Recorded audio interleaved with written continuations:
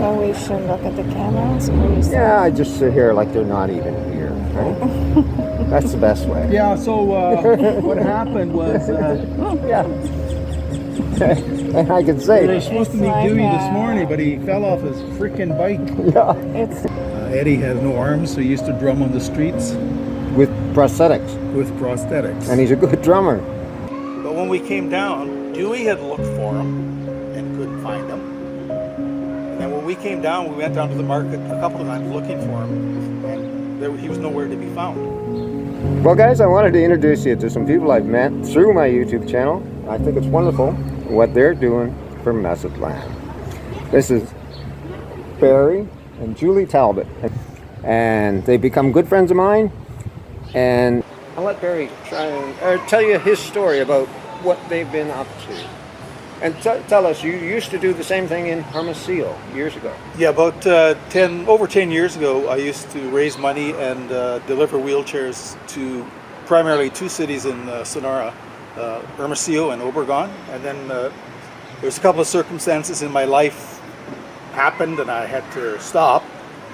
And so for 10 years I really didn't do anything. I wanted to get back into it again, but I didn't really know how. During COVID, I was locked up like most of you, and I happened to stumble upon Dewey's channel.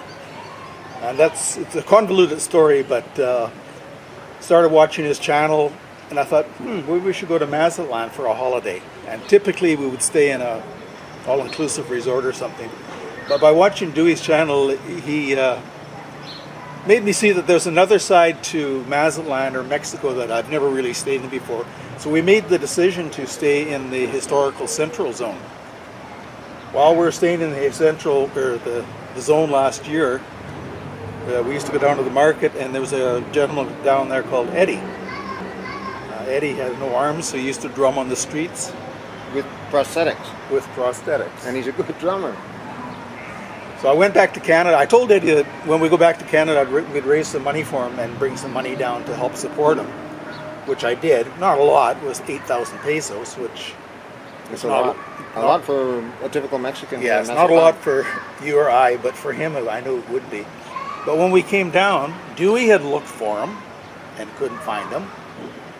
And then when we came down, we went down to the market a couple of times looking for him, and he was nowhere to be found. So then I had 8,000 pesos to do something with. So I was either going to give it back to the people who donated, but then I had the idea that, well, maybe there's some wheelchairs. And I asked Dewey about it, and he says, yeah. Yeah, Lupita has one. Lupita asked her sister if she knew anybody that needed a wheelchair, and her sister's name is Maria, and she lives in Santa Fe, which is, when you're, if you're familiar with Mazatlan, when you're on your way out to the airport, Santa Fe is the last neighborhood you pass through on the highway. It's a long ways out there.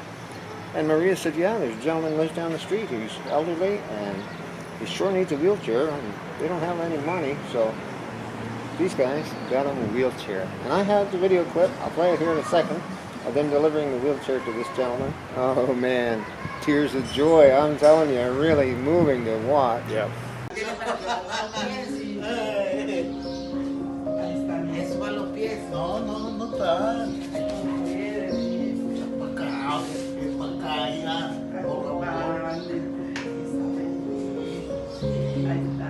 Al rato que se la acomode el joven. Sí, al rato el joven se lo va a acomodar. Y aquí está el otro. Sonría. Gracias.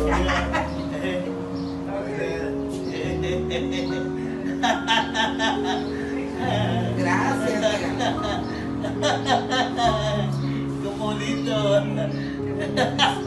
Dice que muchas gracias por la silla. No. Está muy agradecido. No, por favor, es que, Y que sí le hacía mucha falta porque la otra ya estaba muy puedo viejita. seguir. Muchas gracias y pues espero que les sirva mucho. Muchas gracias. Adiós. Adiós.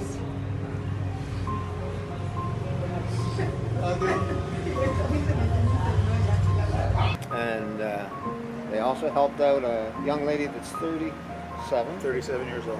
She lost her lower limb, her lower legs to an accident when she was trying to jump on a freight train when she was 19. Sí.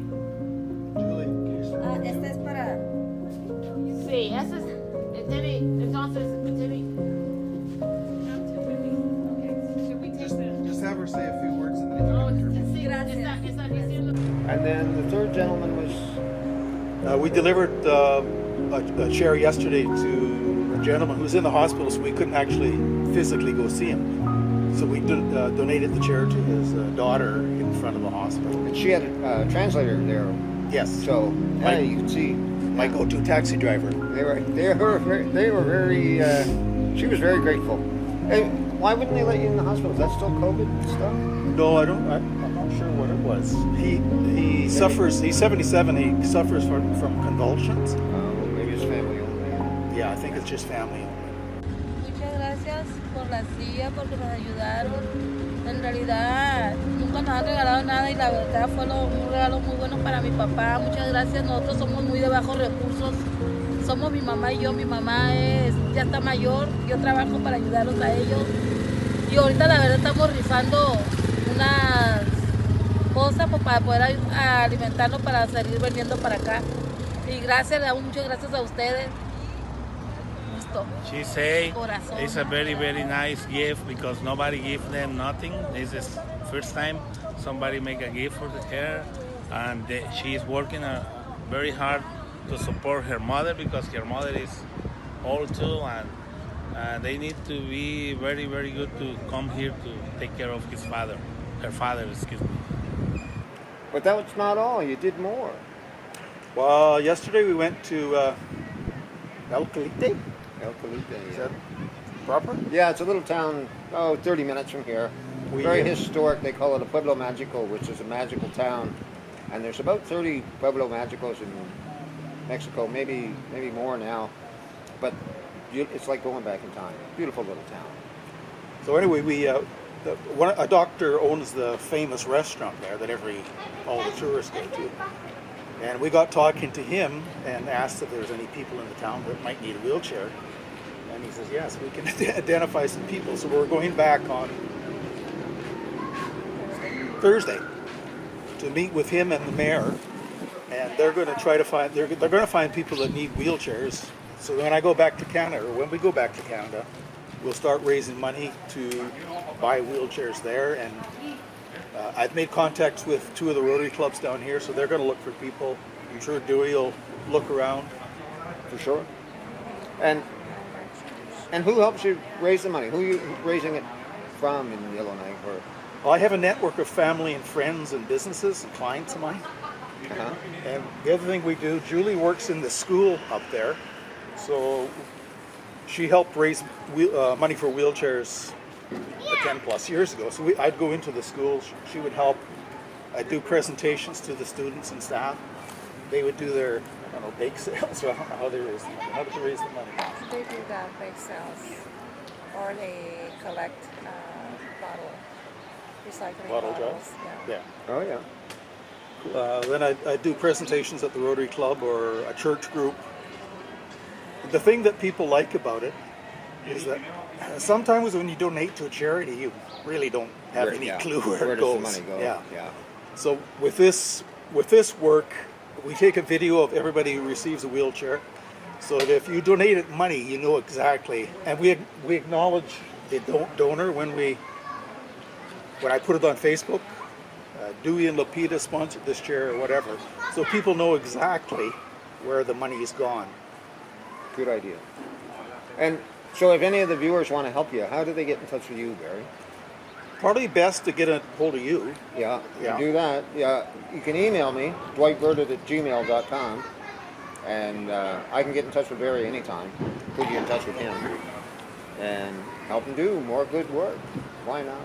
The wheelchairs that we're buying here are 3,000 pesos, which is, I'm not sure how much Canadian, 200. That's about $200 Canadian, 150 US. So a person doesn't have to buy the whole wheelchair. If someone wanted to donate $20, Sure.